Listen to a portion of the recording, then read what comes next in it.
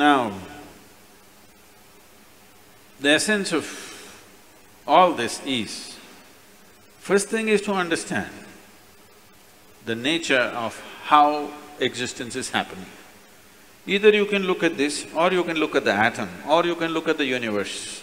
If you want to look at the universe, it is complex, it is difficult because you don't have a gallery seat, you know. There is no… it is not like a stadium, you can sit somewhere and watch the whole universe. Very difficult, you can only see it in pieces.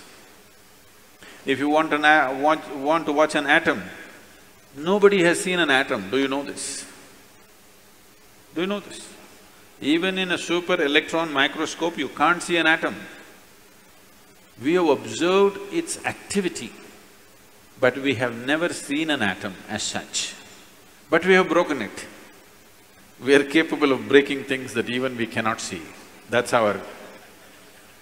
we are very proud of this these days. We can break anything. We can make it or not is a questionable thing, but we can break anything we want. Even if we cannot see it, we can break it. Now, what you see and what you do not see itself is a very dicey thing in the sense, what is it that you can see? Right now, can you see my hand? Yes. You can see my hand only because my hand stops light. If my hand did not stop this light, if it allowed light to pass through, you wouldn't see this hand, yes?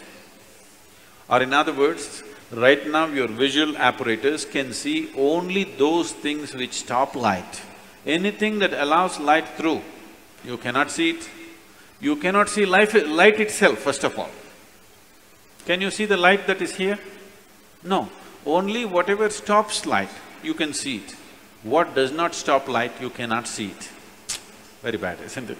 You must be able to see all those things which allow light to pass through, because they are important things. But right now your visual apparatus are trained to see or capable of seeing only that which stops light. So the whole process of seeing life the way it is means, first of all, evolving an eye, a thoughtless eye, an eye which is free of thought. When I say free of thought, it is free from the taint of memory. Right now, these two eyes are heavily loaded with memory. So you can see this. If you see a group of people like this, if you just casually look like this, among these hundreds of people, if there is one face that you're familiar with, you will see suddenly that face sticks out. Have you noticed this?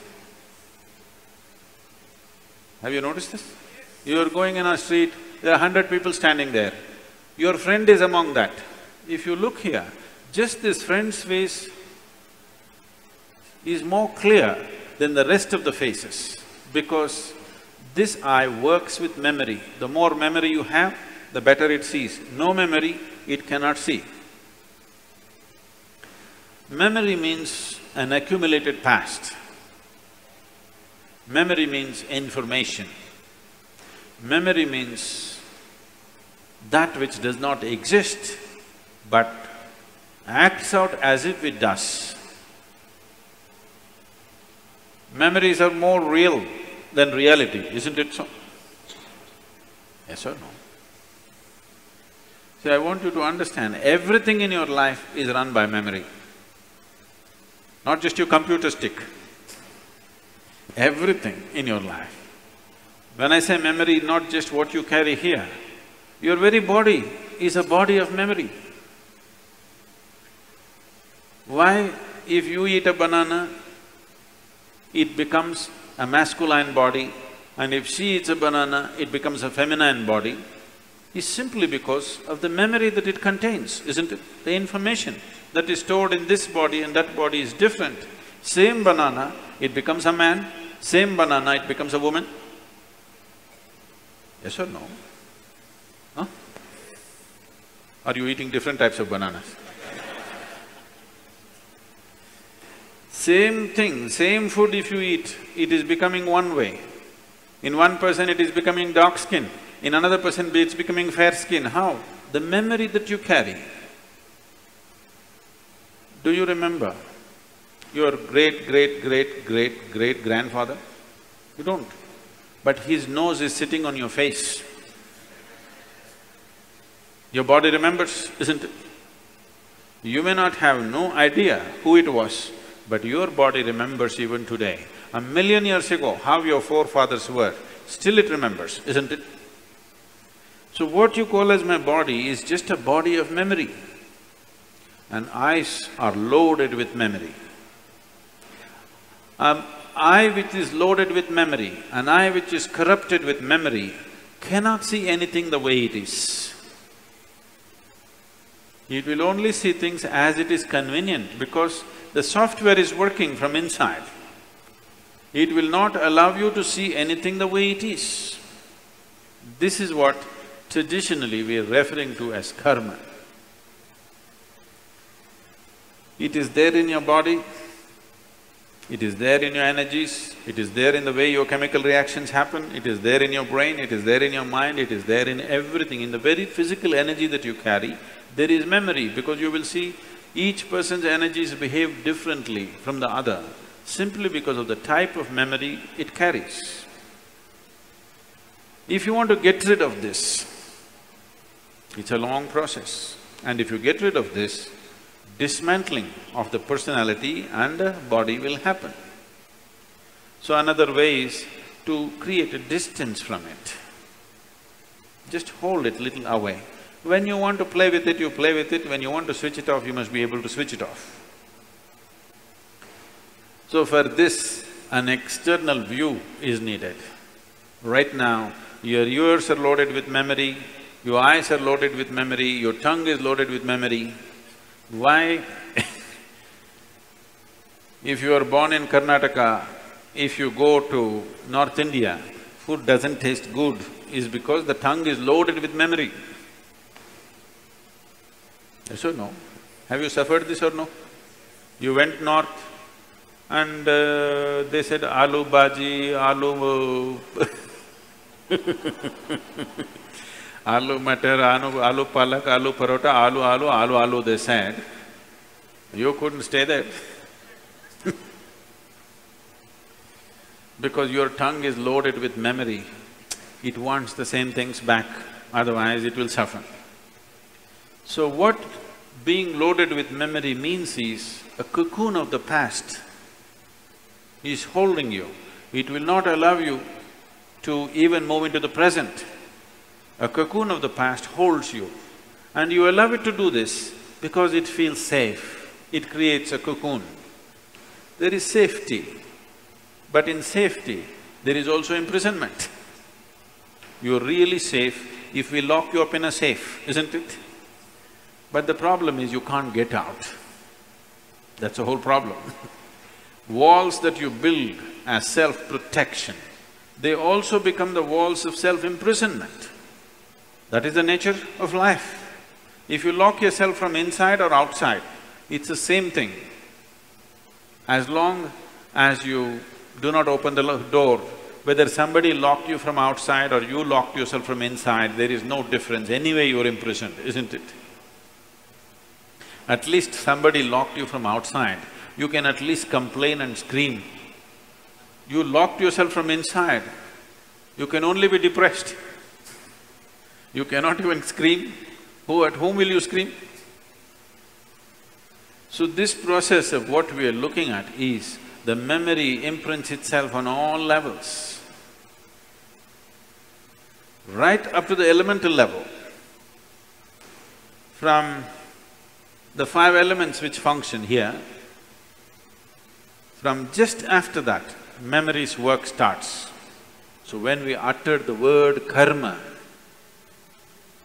it is not one simple formula, or it's not, people are saying theory of karma. We are not talking about any theory.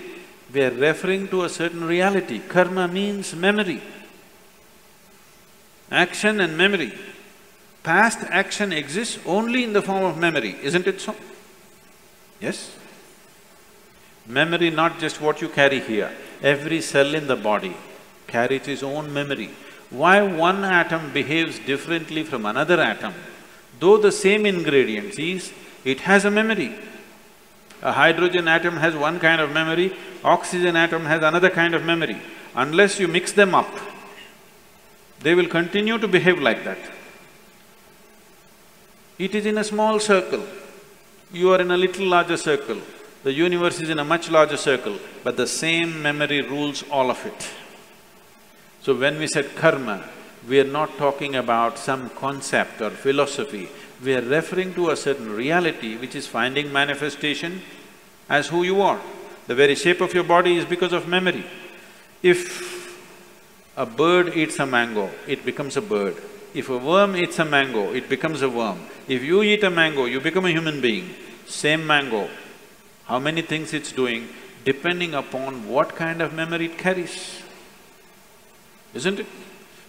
What you call as a seed, if you plant the same seed, if you plant a seed in the same soil, here you plant a mango tree, here you plant an apple tree in the same soil, this will only produce apples, this will only produce mangoes. I know there is a newspaper picture where a jackfruit is become bananas, that's different.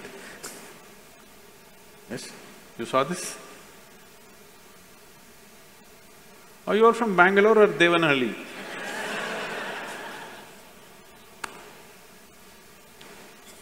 No, you didn't see this? A bunch of bananas are coming out of a jackfruit for some reason. That's a freak.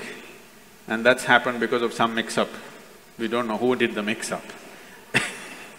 But essentially, if you… in the same soil, if you plant an apple seed and a mango seed, this will only produce apples, this will only produce mangoes, because seed is a certain amount of memory, isn't it?